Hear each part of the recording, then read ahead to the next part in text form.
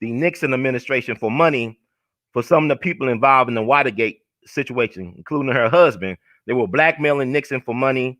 Some people believed that it was like she was carrying in a suitcase, they believe, anywhere from $1 million to $2 million on a suitcase. Some of the first people on the scene of the crash were not the firemen, but were FBI. So we're going to talk a little bit about that, read some stuff on that, and give my own thoughts and feel on this situation. But yeah, we're going to talk about Michelle Clark because she's not talked about that much. That's a school in Chicago named after Michelle Clark. There's a school in Chicago named after her, but she's not really well known. I doubt that people that go to the school really know a lot about Sister Michelle Clark, the namesake of the school. But let's get into it, family. Thank you all for tuning in. Doing this right before my work, before I go back to my plantation and check in. But I always get a lot of downloaded Black history from the universe. The universe, so God. So always a lot of stuff downloaded to me. I don't always share it because I'm only one person. I mean, I got so much going on, and I apologize. People been reaching out to me, phone calls, emails, text messages. I appreciate the love. Not to the folks who are supporting the movement. I appreciate you all so much. And maybe I need to start doing a lot of this full time, but I got a lot of interest I like to get out there. But it's stuff like this that I want this to be household names, right? I want Sister Michelle Clark to be a household name among Black people. I want y'all to understand her story because this stuff is deep. It's not just about what happened December 8th, 1972. This is also what happened to her and her family back in July of 51. We're going to talk about a little bit, as much as I can, on this subject. Thank you all. If you like the words from Brother Herb, please spread the word. Subscribe to We All BTV. That's our official YouTube channel. It's kind of weird. Like, I get all this feedback. People love the content. But it's like I'm losing subscribers. It's funny because, like, I'm gaining views, but I'm losing subscribers, which is interesting. I feel like I'm Barry Sanders of the new Black media. You know, Barry Sanders is one of the greatest running backs of all time. He gained a lot of yards. He's in the top 5, top 10 all time in terms of yardage for NFL running backs. But he also lost a lot of yards because he had no offensive line. So really, I don't have an offensive line. I don't have nobody protecting me. I'm out here in these streets, in these social media streets, like we say in Memphis, streets. We out here in the streets, man, with no protection, man. I'm out here in the streets, man, with no protection. So I'm out here on the front lines doing this work. I'm a one-man movement, but I love the folks that support me. They have been supporting me on a consistent basis over the years through encouragement and also spreading the word of mouth. Donations, I appreciate that. Y'all know how to get at us, support. But let's get into this story about Sister Michelle Clark, United Airlines Flight 553, which was crashed on December 8th, 1972 at Midway Airport in Chicago. So let's talk about this beautiful, righteous ancestor and the sacrifice that was made. Not only her, but some of the people that were on board. Y'all might want to get some notepad and, well, just write these names I'm calling out and other phrases that might be of interest to you. Because all I'm doing is I'm providing you with breadcrumbs. This is not the definitive anything. It's just breadcrumbs. And let me see. Let's get started. Thank you, family, for tuning in and not tuning out, but tuning in, dropping in. You get this information for the nation. Information for the nation. Information for the nation. Michelle Clark, you can find information on her on several websites. Spartacus Educational. Let me see. I'm trying to find. I got a lot of tabs open. That's not the tab I want per se, but we'll be pulling information from that. But thank y'all for y'all patience as we make our way through this. Yeah, there's so much stuff going on in 2020. So much stuff to get through. Just trying to figure it out like everybody else. Hope all is doing well. Losing a lot of people this year. It's a tough year for the quadruple OGs. Normally, the people that will survive years like this, they dying. This is just an extreme year. So I want to send out blessings and condolences and positivity and love to everybody or anybody who has lost a loved one recently during this crazy year. It's a crazy year. I got so many tabs open, it's ridiculous. To get through this. The right tab. Okay, I see. There you go. Get this picture up of that's the ancestor. Michelle Clark. She was 29 years young when they took her out this world. But I'm gonna tell you why they may have took her out this world. A little short read. That's Sister Michelle Clark, the ancestor. Write her name down. Do research on her. Post on your social media platforms. Spread this information among your loved ones, family, and even frenemies, because they need to know as well. So let's get to it. Never forget what happened December 8th, 1972. Like we should never forget what happened December 4th, 1969. All this in Chicago, that toddling town. Never forget, on December 8th, 1972. Let me see. I'm going to get her the screen. Ancestors deserve all the love.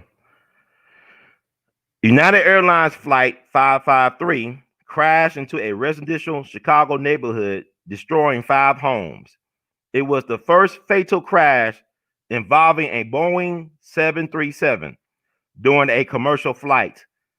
Out of the 61 people on board, 41 perished, including 2 more people on the ground, totaling 43 in all. This incident is also known as the Watergate crash because of some of the victims aboard who were connected to the Watergate scandal. This included CIA spy Dorothy Hunt, the wife of E. Howard Hunt, CIA spy, goon, deathbed confessed JFK co-assassin, Watergate plumber, and prolific spy novelist. He was the guy with the big ears in the Netflix The Irishman movie.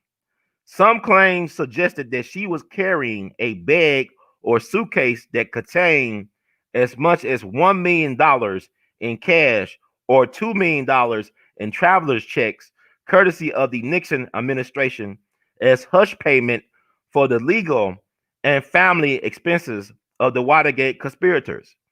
The bag was never officially recovered.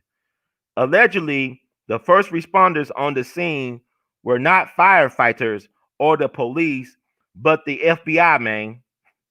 Also on board was Michelle Clark, who is featured right now on our screen. The first Black female news network anchorwoman. She was allegedly working on a news story about Watergate with Mrs. Hunt. Her boyfriend was allegedly CIA as well, or some sources say he was a CIA operative, which is interesting. CIA works. Also, Mrs. Clark and her family were the targeted victims of the infamous Cicero race riots of 1951.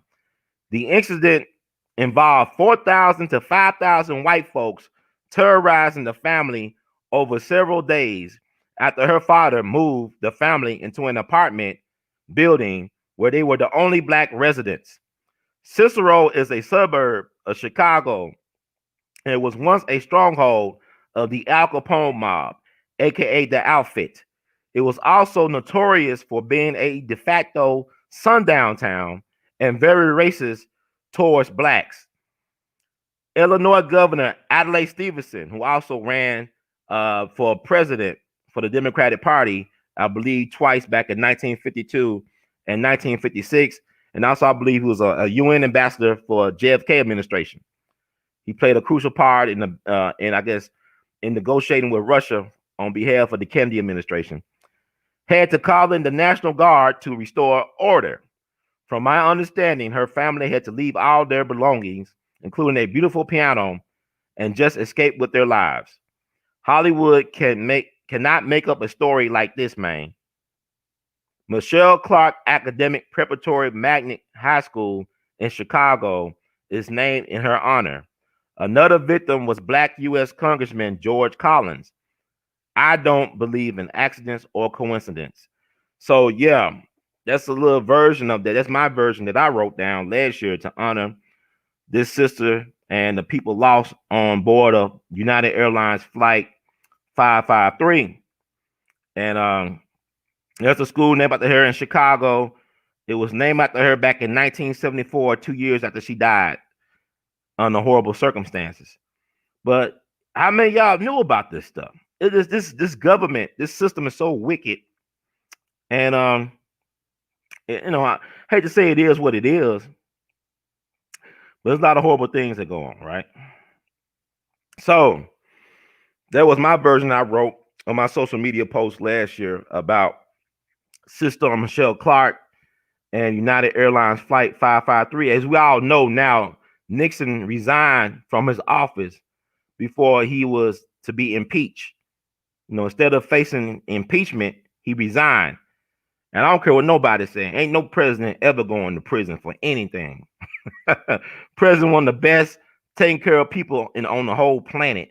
You see how long these presidents live. People come, well, so-and-so going to get more Bay. None of these presidents is ever going to face any prison time. It just don't work like that. Just like right now, they're not trying to acknowledge that election fraud took place. The powers that be, the so-called lamestream fake news media, they don't want to acknowledge that, because to acknowledge that mean that the whole damn system is guilty. The whole damn system is guilty. You understand what I'm saying? So it's a lot to get into. It's a lot to digest. But we all be TV. We be there. We all be in it to win it. We want y'all to understand this history of this country, of this beast. Because a lot of y'all talk about, y'all want reparations. Y'all talk this and that, but y'all don't got the receipts. Y'all don't know how to show receipts, articulate receipts, and things of that nature. And it's very important to do these things, to show the receipts, to articulate the information. You understand what I'm saying? To show the receipts, let people know what's going on. It's very important. And it's important to have this knowledge on hand for yourself. Because knowledge of self is very important going forward. We need a foundation of researching the history, of analyzing these type of events, these deep state events, these events that cause generational trauma, things that we want to forget but shouldn't forget, because it should never happen again. But we see that everything keeps on repeating itself. Everything keeps on repeating. Unfortunate, people talk about Jim Jones, and people don't even understand what really happened in Jonestown and who were involved in what happened in Jonestown. There's a lot of disinformation about Jonestown. And now we still study the Kool-Aid. It's the vaccinations, right? It's all this stuff, but it's either here or there. But just start having an open mind to getting this information, and to also share what you got, because there's a lot of stuff I sit home, I don't share because I'm one person. It's very overwhelming for me. I can admit that as a one person, I'm just a conduit, and it's very overwhelming when all this stuff get downloaded to you. You want to share with your people, but you're in a hostile environment. As a Black person, it's a very hostile environment, especially if you're a so-called woke Black person. This is a very hostile environment for Black people. Very hostile. And so we got to keep our eyes on the prize and hold on as much as we can. And I'm going to keep on dropping this information as long as I can. But let's talk about the Cicero riots of 1951 that involved her family. This woman been traumatized. This woman only lived to be 29 years young. You see how much trauma she endured in her short life? We're not even talking about her ancestral memory or ancestral trauma, but just the trauma of this living as a Black person in America. I mean, family had to endure. She had to endure it. Not the way she died and why they might have took her out this planet or off this planet. That should be talked about and never forgotten. But yeah, let's talk about the Cicero race riot of 1951. Since we all here, and I got enough time if I got to clock in on the plantation. The Cicero race riot of 1951. Cicero, Illinois, notorious sundown town. When Dr. King and them came to Chicago back in 66 to do the Chicago housing movement, that's where Dr. King got hit with a brick in Chicago. Chicago, one of the most racially polarized places in America. I mean, think about it. People always talk about the South, how the South is so racist and stuff. I remember talking to a woman from Alabama. I ain't never forget this. I was at Greyhound waiting for my bus to go to St. Louis, I believe, or even maybe DC or St. Louis, one of those places. It was a sister from Alabama that told me how when she was growing up that her father owned a grocery store and some of his biggest customers were white people. This is down in Jim Crow South. Some of his biggest customers that helped drive his business were white people. White people, some of his biggest customers. And this is an Alabama black woman, foundational black American woman, ADOS, whatever you want to call it. That's what she told me. So there's this misconception about the South where it was so divided, whereas the further north you went, the more racially polarized everything became. You got folks in Chicago never seen a white person. They live in Chicago because they stayed on one part of the city. I remember talking to a sister, another sister. This was recent, last 15, 20 years. I talked to this sister. She talking about how she went to Chicago. She met a brother in Chicago that never left the south side of Chicago. I mean, Chicago is a big place, right? Millions of people, but he lived his whole life in one neighborhood on the south side. Never left, never went to the west side, never went to the north side. He stayed in the south side. So that's not hard to believe. People are very provincial by nature. You know how you go to New York. You know, New York got all these sightseeing landmarks you could go to. But if you live in Brooklyn, you might not go to Manhattan or Queens or Staten Island. You can stay in Brooklyn because everything you need is in Brooklyn. Why leave Brooklyn when everything you need is in Brooklyn? That's how a lot of people think. You know, it's not just, you know, you meet people a lot of times like that. Even folks I know who never left the Delta, Mississippi Delta, they stay here. They don't go nowhere else. But people like that. It's human nature. You know, comfort. We're creatures of comfort and creatures of habit. But let's talk about the Cicero race riot of 1951. Her family was involved in that. That when she was a little kid. Black folks always catching hell in America. And look at how much she achieved. I mean, college educated, had a career, killed in the early starts of her career as a news anchor woman. The first black news anchor woman in the country, according to what I've been reading. But yet she's not talked about. Y'all talking about Kamala Harris, who want to be black every now and then. But this was a black woman 24/7. 24/7. That type of stuff, right? Oh my God. Yeah, I know I'm a clown. I don't care. And I'm trying to see. I'm trying to put up these visuals. I'm trying to get used to this stuff. Put up these visuals. Thank you all for supporting the cause, the platform. You know how to do it. Cash App your support. You could Venmo. You could Google Pay, PayPal your support. Or you can just by watching this, show your support. And if you like what you heard from Brother Herb, spread the word. Share with your people what I'm doing. Subscribe to We All Be TV. Stuff you can do. All types of wonderful things you could do. But then let me show you this. This is the website of her school. The school named after her in Chicago, Michelle Clark Academic Prep Magnet High School. But I don't think a lot of students who've been going to the school even know the greatness of Michelle Clark or her sacrifices. I mean, they got a short thing in here. I can read it right quick. Michelle Clark Academic Preparatory Magnet High School, a Chicago public school, is located on Chicago's west side in the heart of the South Austin community. Michelle Clark opened in 1972 as Austin Middle School. In 1974, okay, there you go on the screen. In 1974, Austin Middle School was renamed Michelle Clark Middle School to honor the Chicago-based journalist who was killed in a plane crash in December 1972. In 2002, Clark became a high school with the addition of the first ninth grade class and now serves students in grades 6 through 12. Okay, about Michelle Clark. Michelle Clark was born in Gary, Indiana on June 2nd, 1943. She attended the University of Chicago Laboratory High School, Grinnell College in Iowa, and Roosevelt University in Chicago. In 1972, she graduated from a new program at the Columbia Graduate School of Journalism, created to recruit, train, and place minority journalists. Upon graduating, she began work as a reporter for WBBM TV, a CBS-owned station in Chicago. In July of 1972, she was named as a CBS News correspondent. Her major responsibilities involved coverage of the 1972 presidential primaries. She was killed on December 8th, 1972, in a plane crash at Chicago's Midway Airport. She was 29 years old. The summer program in broadcast and print journalism for members of minority groups at Columbia University, from which Michelle Clark graduated, was named in honor of her memory. So that's her spiel on the website, the official website, for the Michelle Clark Academic Prep Magnet High School. Okay.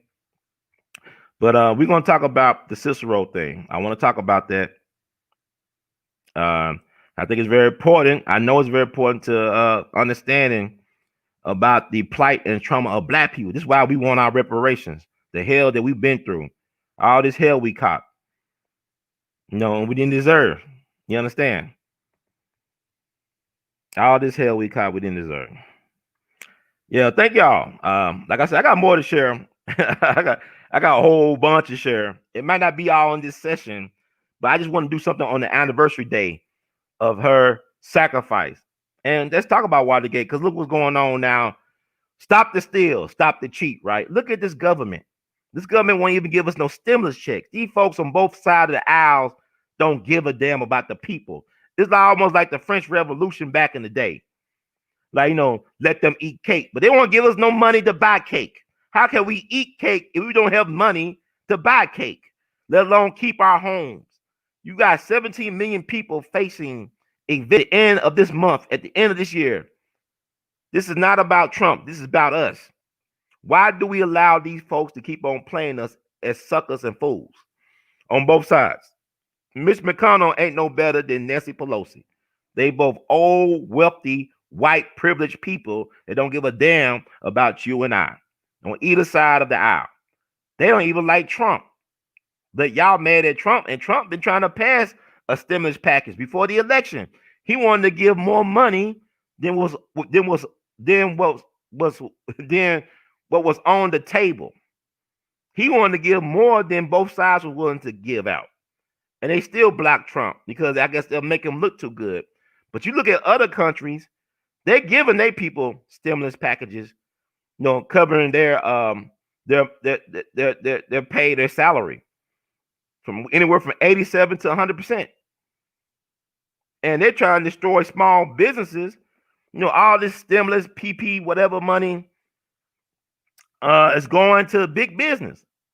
It's going to Amazons and the Walmarts. They too big to fail. Y'all remember that? Too big to fail?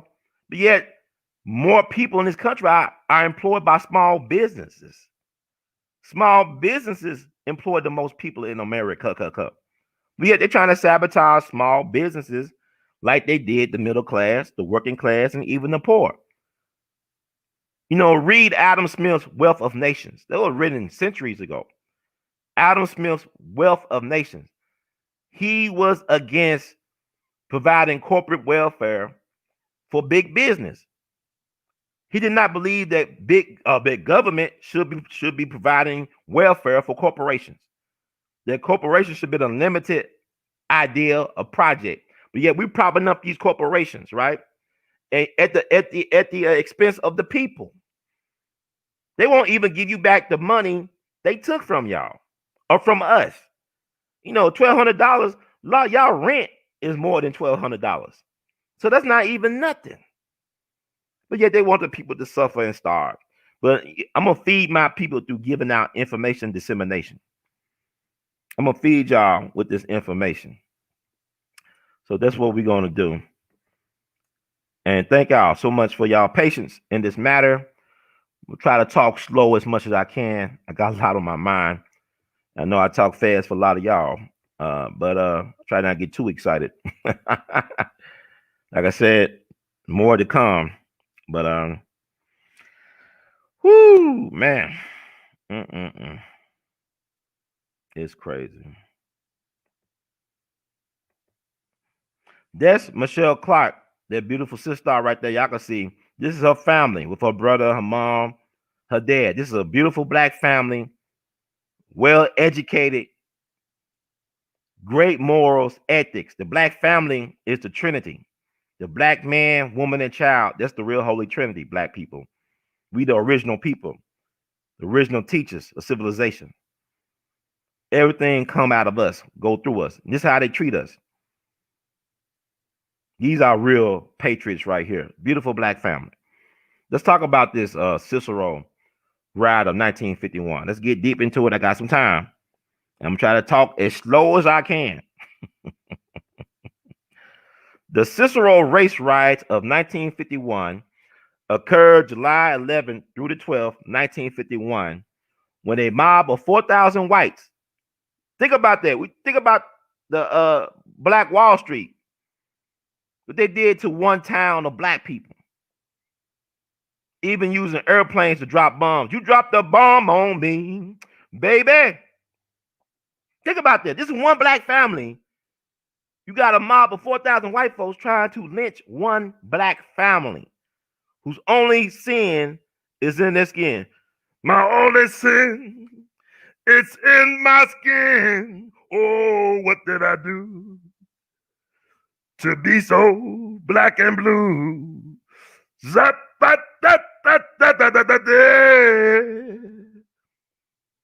Okay, let me stop now.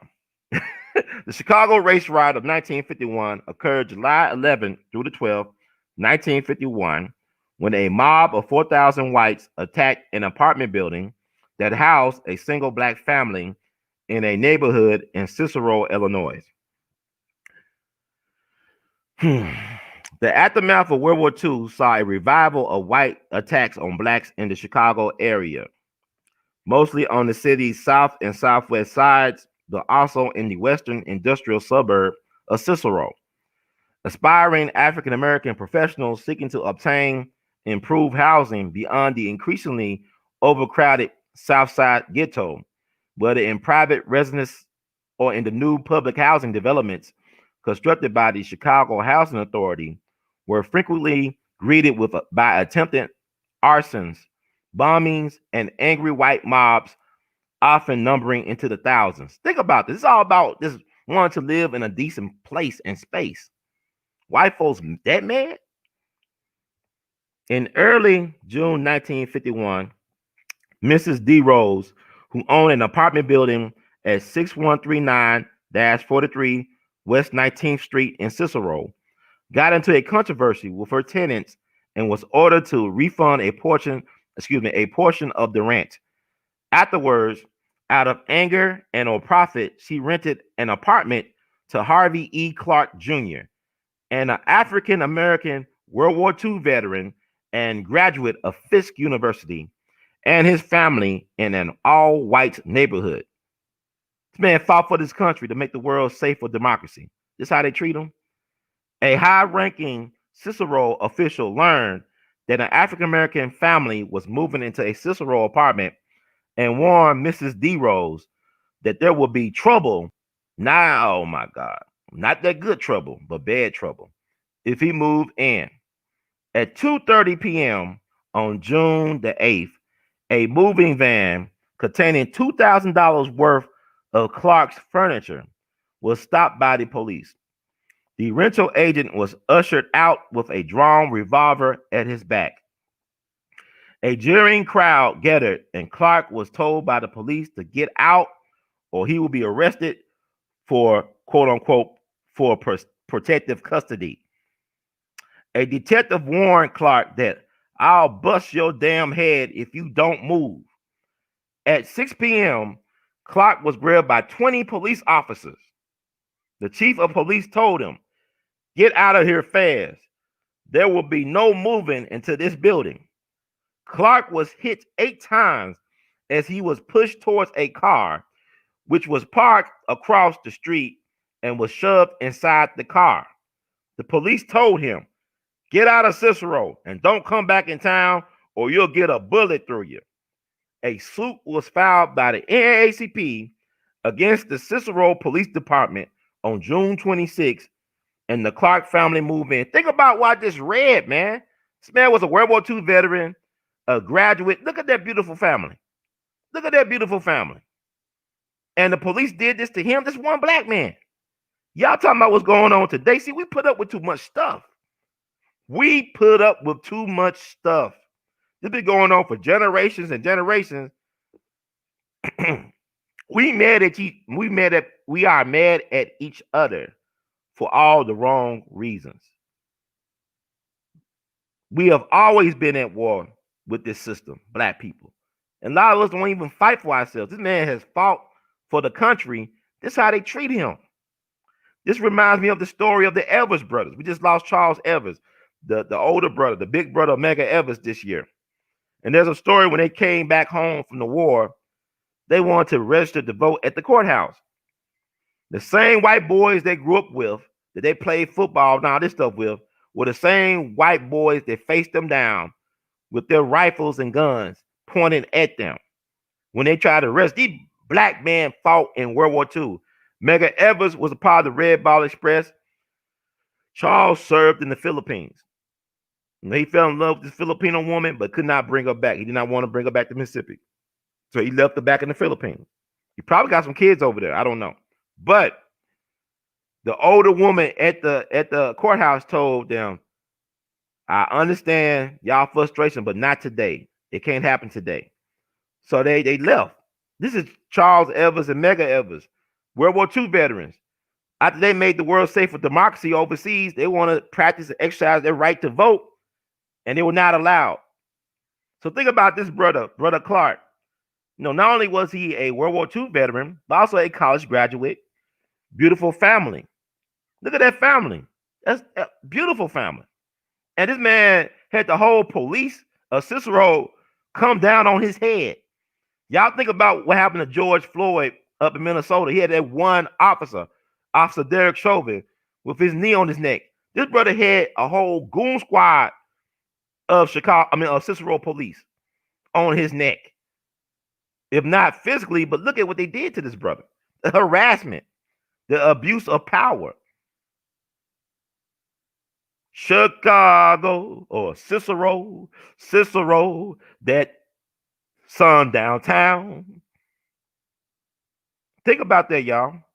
That's insane. With the Clarks now living in the apartment, word was passed along that there will be fun. We know what type of fun that means. At the apartment on July 11th, 1951, at dusk, a crowd of 4,000 whites attacked the apartment building that housed Clark's family and possessions. Only 60 police officers were assigned to the scene and did little to control the rioting. Women carried stones from a nearby rock pile to bombard Clark's windows. Another tossed firebrands onto the window and onto the rooftop of the building, which 21 family members fled before the rioting. The mob also destroyed a bathtub, woodworks, plaster, doors, windows, and set fires to the place. Most of the whites who joined in the rioting were teenagers. Firemen who rushed to the building were met with showers of bricks and stones from the mob. Sheriff's deputies asked the firemen to turn their hoses on the rioters, who refused to do so without their lieutenant, who was unavailable. The situation appeared to be out of control, and County Sheriff John E. Babbs asked Illinois Governor Adlai Stevenson to send in the National Guard. As troops arrived at the scene, the rioters fought with them. Armed with bayonets, rifle butts, and tear gas, the troops ended the riot by setting a 300-meter perimeter around the apartment block in which the rioting was in progress. By July 14th, most of the violence had ended. When the riot was over, $20,000 in damage had been done to the building. Wow, y'all see that? One black family. See, y'all looking at Lovecraft Country. I know a lot of y'all saw Lovecraft Country. I think they did a great job of showing how it was back then with the sundown towns and even the situation in Chicago, where she had that housing situation when she moved to that white neighborhood and the problems she was getting. That actually happened. Look at what happened back in July of 51. You had 4,000 to 5,000 white people, white man, white woman, white child, attacking one black family.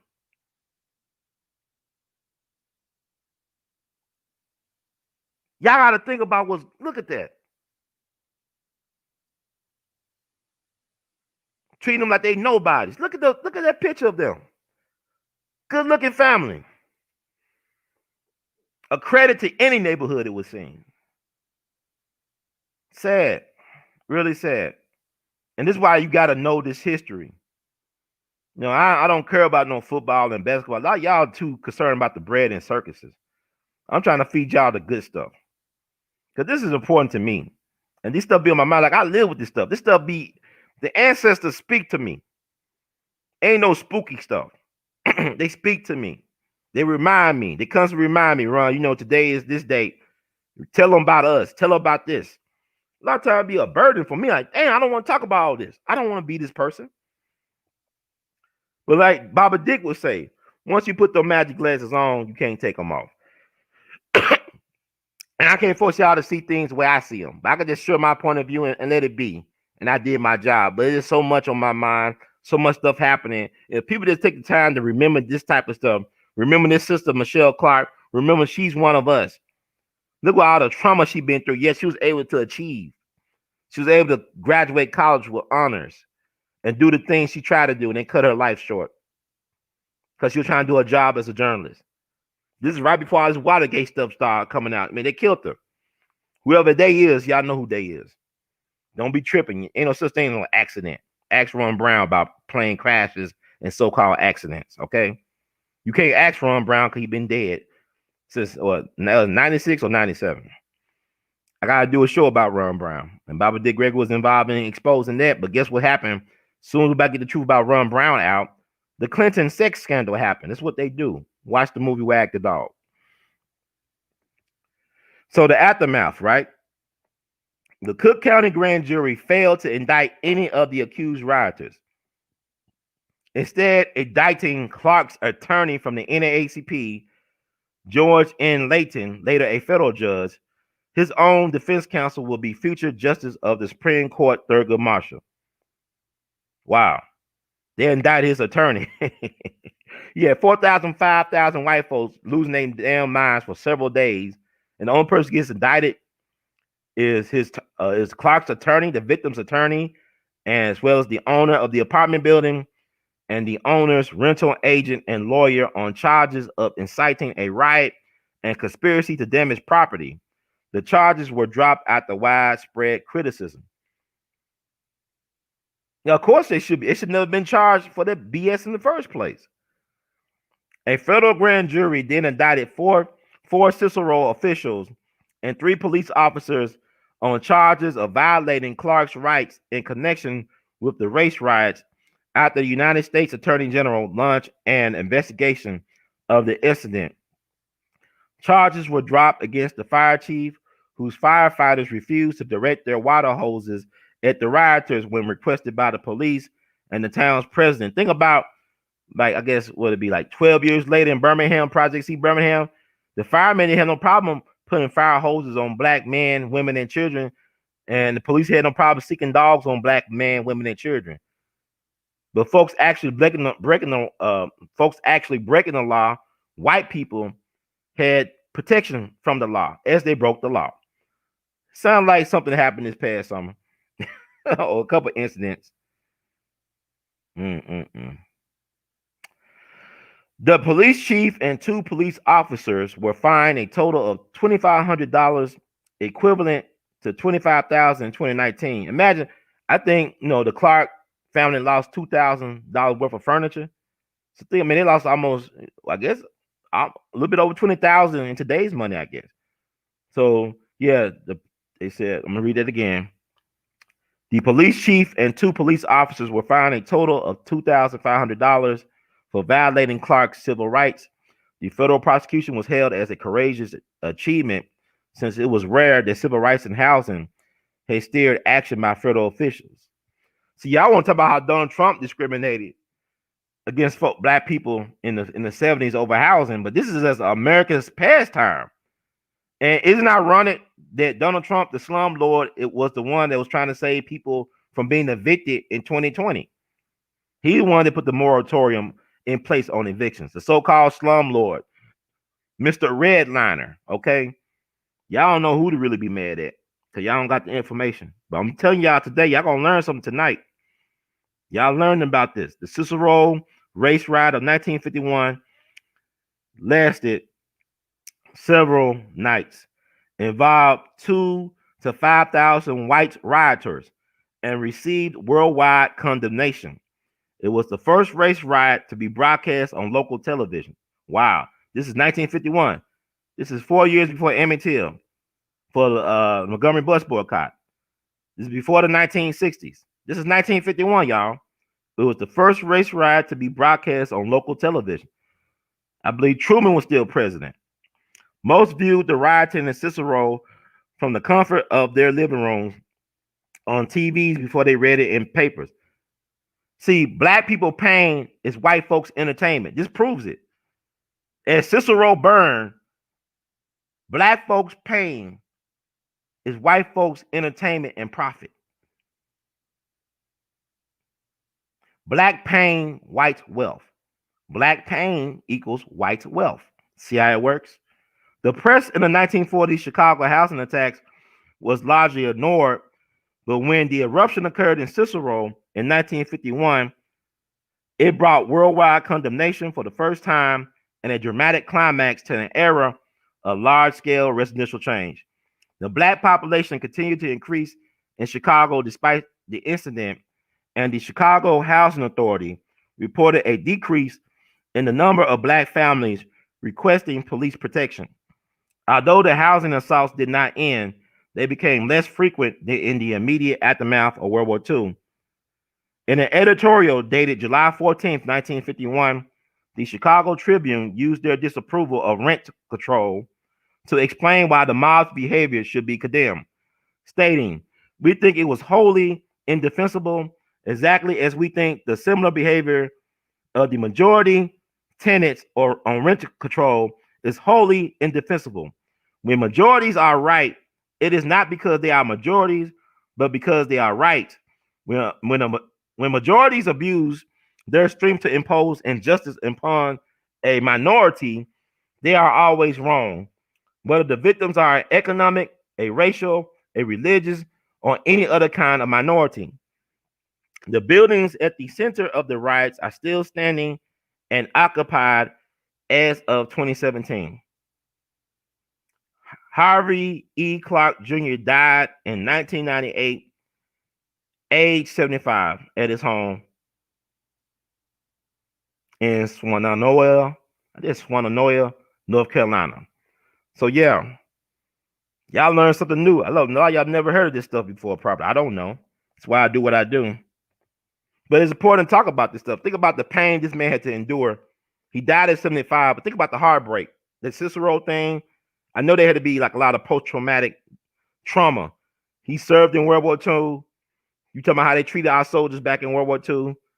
I know both my grandfathers served. My grandfather talked about it. My maternal grandfather talked about it. He basically sacrificed his health. He sacrificed his health to serve this country. And he talked about some of the pain that he had to endure when he came back home. He lost his daughter. You know, think about the man. He went to that in 51. Then he loses his daughter 19 years later, the way he lost his daughter. That's our story, man. You know, we know stories of elders and ancestors that left home to get some bread and never came back from the grocery store. We got them stories. So this is why we got to know this history, our history, and reclaim this narrative. But yeah. Oh, I think have y'all learned anything?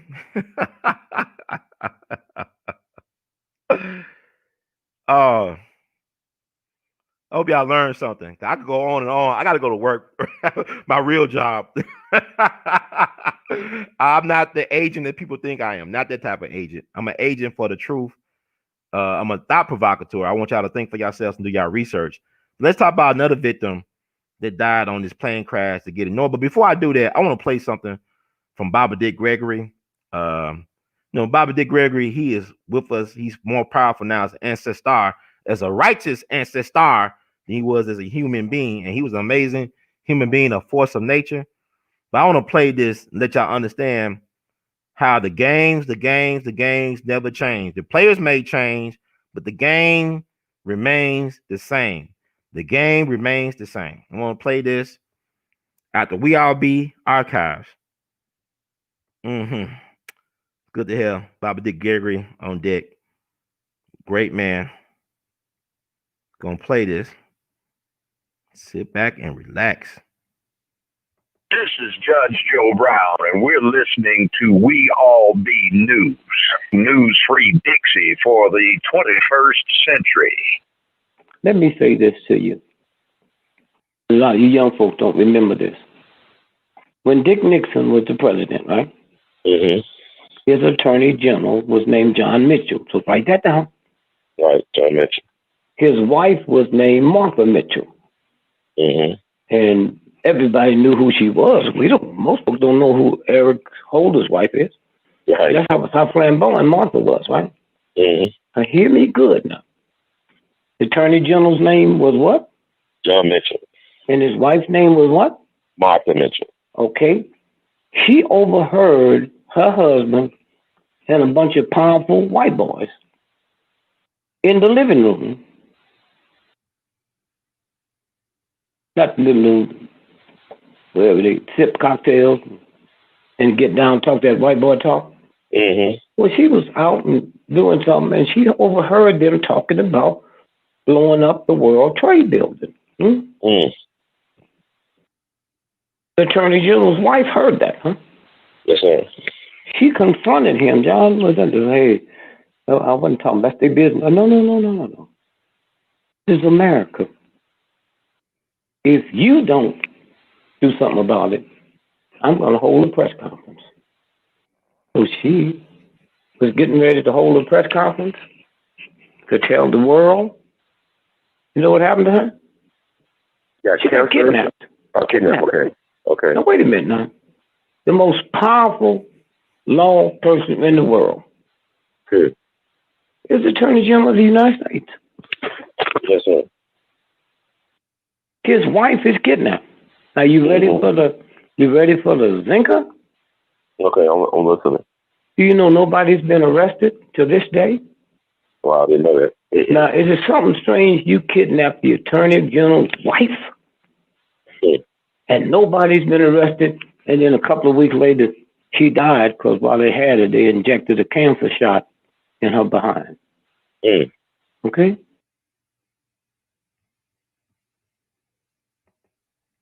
Yeah, man, that's deep right there. Y'all don't know about Martha Mitchell. She's from Arkansas.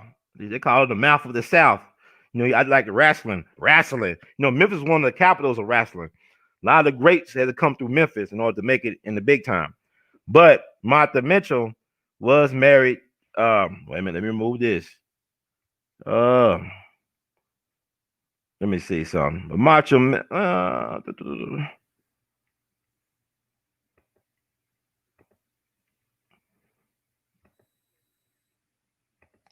Nope. No Breakfast Club here. Breakfast Club free zone. I had to turn off that technology, the video. But I want to say about Martha Mitchell, she was a media darling. They loved what came out of her mouth. She would be like, if she was alive right now, she would be like a queen of social media. She'd be out on Twitter like Donald Trump or Instagram or Facebook, telling all the tea, spilling all the tea. And she was spilling all the tea on the Nixon administration. She was calling it like it was. And her husband, who was Attorney General under Nixon, John Mitchell, couldn't control her. He couldn't control her, so they had her kidnapped. And like Dick said, they gave her that cancer and shut her up.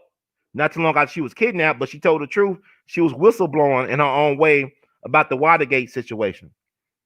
So that's Martha Mitchell. They don't talk about her no more like they should. But y'all should research Martha Mitchell and get that story about her. But you got some truth tellers, even in them high places and spaces. They got a conscience. They want to know. They don't mind telling the people the truth. They don't mind paying the price for telling the people the truth. It is what it is. So thank God for people like that. And but a lot of times they're considered enemies of the state. And Martha Mitchell was an interesting character. She was a real character. But they did kidnap her and they gave her that package. I'm glad for y'all. Check it out. Let me see. What else can I add? Somebody said, was she messing around with a white CIA agent? I believe most of the CIA at the time was white. Now, I talked about last week about Morrell McCullough, right? He was the first black commissioned CIA officer in history. He was from Memphis, by the way of Mississippi. So I'm assuming at that time, in 72, most of them had to be white. This is 4 years after the King assassination. So, I mean, it is what it is, man. But she wanted to interview Dorothy Hunt on that flight. And y'all should check out E. Howard Hunt, the husband of Dorothy Hunt. He made a deathbed confession about his work in the CIA. And y'all should check it out. I believe that, his son put it out there, wrote a book about it, whatever. There is so much information. When you start going down these rabbit holes, it's so much stuff to consider and to digest, and it could be overwhelming. Like I said, I'm about to get out of here. I think I did enough, but also, let me talk about another person that don't get talked about a lot that was a victim as well. So you don't know who they're really getting. You could say maybe Dorothy Hunt and Michelle Clark because of the Watergate thing. You had a brother on the plane that people don't talk about. They forget about. He was a loss as well. I mean, Chicago is a psyop. There's no place like Chicago. The first time they used a machine gun in history was where? In Chicago. That was the first time the machine gun was used in the history. Was that in Chicago? Chicago, that toddling town. Show this brother here. You're gonna have to pay respects, man. You see that man right there, that black man? That's George Collins. He's a congressman from Chicago. Chicago. He was on United Airlines flight 553. Let's read about this brother. George Washington Collins was an American politician. Sunrise, March 5th, 1925. Sunset, December 8th, 1972. Do you remember that time in December? All right. He was an American politician. Collins was a Democratic member of the U.S. House of Representatives from Illinois. Collins served from November 1970 until he was killed in a plane crash on December 8th, 1972 in Chicago, Illinois at age 47. He didn't even make it to 50. Died at 47. Wow. Let's read about him. Collins was born in Chicago, grew up on the near north side, and attended Walter High School, now known as Lincoln Park High School. After high school, Collins served with the Army Engineers in the South Pacific during World War II. After the war, Collins held positions with the Cook County Sheriff's Department, the municipal court system, and the Board of Health, and as an administrative assistant to Health Commissioner prior to being sent to Congress. Collins studied business law at Northwestern University before entering into politics. From 1964 to 1970, Collins served as a member of the Chicago City Council, becoming an alderman in the 24th Ward to replace the murdered Benjamin F. Lewis. Collins was then elected to fill the vacancy caused by the death of U.S. Rep. Daniel J. Ronan, and re-elected to the succeeding Congress and served until his death.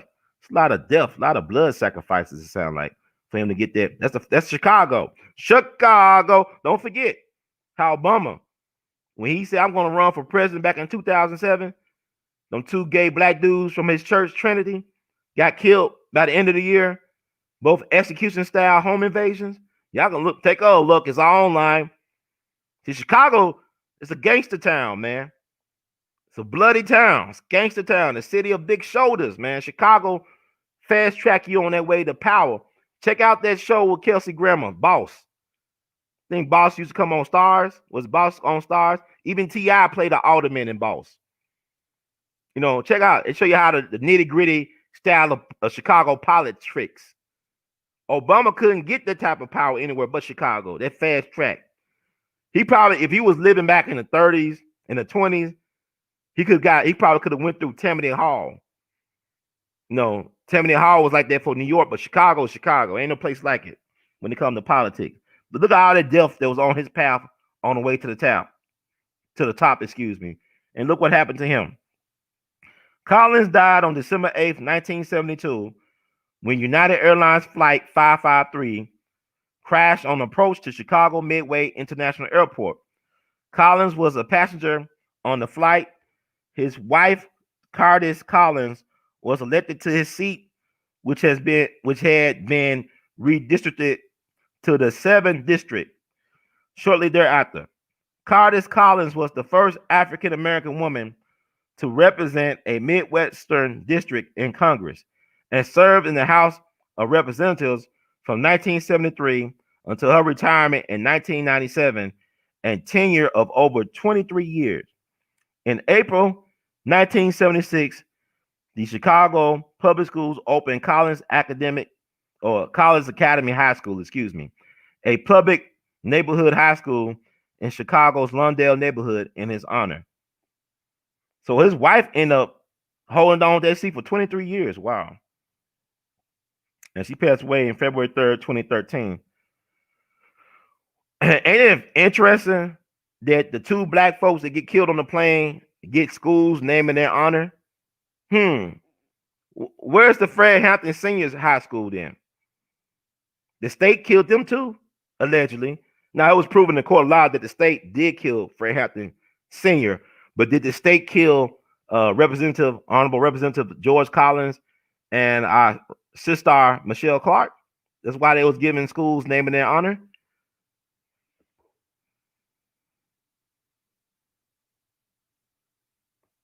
Yeah, Martha Mitchell did have a big mouth, and she got killed because of it. Let's keep her from talking. She did have a big mouth. She was the mouth of the South, like Jimmy Hart. You know, they always talk the mouth of the South. Jimmy Hart, who used to manage the wrestlers on TV back in the day. Jimmy Hart is from Memphis, of course. Like Jerry King Lawler. Ric Flair was born in Memphis. Memphis is an interesting place. I said it was one of the wrestling meccas back in the day. Everybody had to come through Memphis. Even The Rock, Dwayne Johnson, his father Rocky Johnson. Everybody came through Memphis when they wanted to wrestle. You know, remember that comedian from Taxi and Saturday Night Live that Jim Carrey played? Then they called it movie. The biopic was Man on the Moon. He came through here wrestling, right? Back in the day, wrestling Jerry King Lawler. You know, but anyway.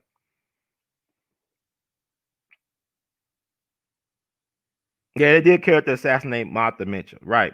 So I think that's enough for this time.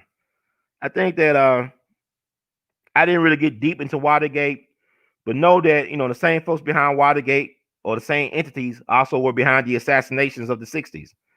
JFK, RFK, Malcolm X, Martin Luther King Jr. The government has its fingerprints on all of these assassinations, state-sponsored, allegedly, but really could be proven because you had the Church Committee hearings of the 70s. You know, Senator Frank Church from Idaho, he had a conscience, and they got rid of him, I believe, in the 80s. He had got the cancer package too. But before that, this committee did a great thing in exposing the abuses of the intelligence agencies, COINTELPRO, and all that stuff. Take a look. It's all online. This government is wicked. Don't y'all know that they had a heart attack gun back in the 50s? Look up heart attack gun. Just Google heart attack gun. See what you find. They were using these guns to kill people. They were using sound waves to kill people, cause heart attacks. And you call it a natural death. It's so much stuff out here. It's dark. Man, it's lonely doing the work that I do. It's a lonely existence. You know, I complain about not having nobody, all this stuff. It's lonely, man. Everybody don't want to deal with this. Let's talk about Dancing with the Stars. Let's talk about Keeping Up with the Kardashians. They cancel, right? Let's talk about Scottie Pippen's thottish wife. Let's talk about anything but the truth and how to liberate ourselves. Anything would suffice. Let's talk about Patrick Mahomes, Lamar Jackson, and LeBron James crying over Kyrie Irving. Like, this is important. This ain't even important. This is why I know we ain't serious, because we not talking about the right stuff. We too preoccupied with the BS. Y'all too concerned about what Cardi B is thinking, what Meg Thee Stallion is thinking. about people twerking. We too much concerned about the wrong stuff. This is what I'm trying to tell you. Study this stuff. I just gave y'all some crumbs, right? So I'm gonna end it because I think I said enough. I could get into the Watergate real deep. No need for that. Do y'all homework. Y'all got a homework assignment to do. You understand? So it's a lot to take in. It's a lot to take in. It's not for the weak-minded or simple-minded. It's not for that.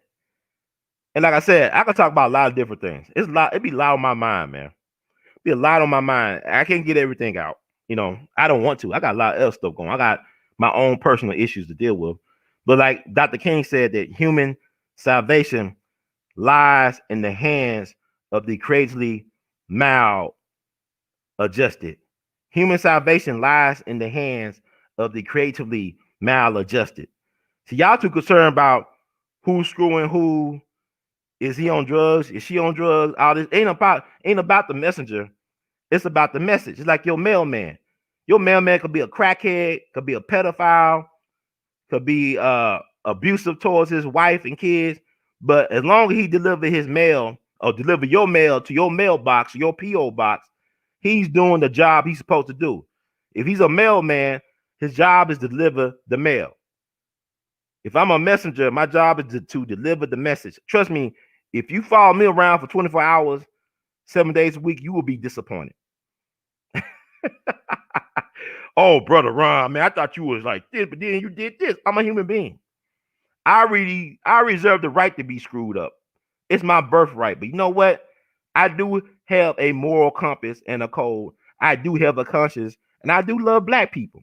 I even love black women. Even when y'all don't love me, it is what it is. I love y'all. I haven't given up on black women. My mama's black. My sister's black. My aunt's black. My aunties are black. You know, I go on and on. But I got to be honest. How I felt I've been treated over the years by some black women. And if you feel like I'm speaking about all black women, that's on you. But here I am taking the time to tell y'all about a black woman who led an interesting life that was cut short for whatever reason. I'm talking about black women like Alberta Odell Jones, Michelle Clark, Ida B. Wells, Fannie Lou Hamer. I love black women. So it is what it is. But thank you. Let me read the disclaimer. Thank you, Nikki. We love you madly. I appreciate that. It is lonely on the road to truth, but it is what I'm living my truth. I'm walking in my truth, and I'm sharing my truth. And like Baba Dick Gregory said, my truth does not need to be validated by your ignorance. But let me read the disclaimer. I'm out of here. I think I did my job. Disclaimer. The views expressed by hosts and guests on the We All Be TV platform are not the official views, opinions, beliefs, or perspectives of We All Be News or the We All Be Group Incorporated. We All Be News is an organization that thoroughly believes in supplementing the information narrative that is usually supplied by the corporate news entities with those viewpoints, expressions, which may be marginalized or ignored for a plethora of reasons. We are about informing the general public on alternative perspectives as it relates to news and information, and letting the general public be the ultimate judge and decide on how to use said information. Informed citizens are responsible citizens. Thank you for your support. Thank you all. Like the words from Brother Herb, please subscribe to the channel, YouTube, We All Be TV while you can. Also, you want to support the movement, Cash App R2C2H2. That's $ R2C2H2. You can Venmo your support at R2C2H2. PayPal or Google Pay R2C2H2 at gmail.com. You can buy Artivist art, R2C2H2.com. You can wear Artivist art. Go to our Teespring at that shelf below the description. Access our Teespring website. That's what we call it, R2C2H2's place. Got some more things to share with y'all soon. Let's get my mind right. Let me check in on this presentation and do my overseer job. Thank you all for being patient, for listening. Please forgive me. I like to speak real fast, stammer on my words, misspeak sometimes, but it's all done out of love. So thank you all. Because it was one time I couldn't even speak. And that's another story for another day. I couldn't speak at all when I was young, but that's another story. But thank you all. God bless. Words of Great Duke Ellington. We love you madly. Keep on producing and pushing. One love.